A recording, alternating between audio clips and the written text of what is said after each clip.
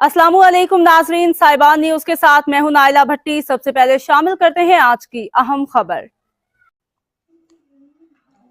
हमारे bureau chief Europe Chaudhry Waseem Ahmad की report के मुताबिक पेरिस के नवाही इलाका सारसल के एक तुर्क रेस्टोरेंट में मुस्लिम लीग नून फ्रांस की जानिब से करीबी दोस्तों के एजाज में एक पुरवकार अफ्तार डिनर का एहतमाम किया गया, जिसमें समाजी, सियासी और सहाफती शख्सियात ने शिरकत की।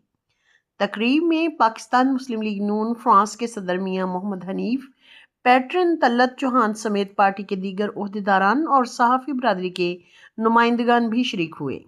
शुरका ने बाहमी मुलाकातों के जरिए कम्युनिटी के मसाइल, बाहमी इत्तेहाद और ओवरसीज़ पाकिस्तानियों के किरदार पर तबादला ख्याल किया।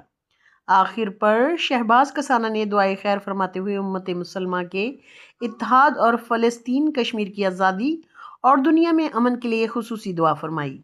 उनका कहना था कि रमज़ानुल मुबारक में हमें मुस्तहिक लोगों का ख्याल रखना चाहिए ताकि हम अल्लाह की खुशनुदी हासिल कर सकें।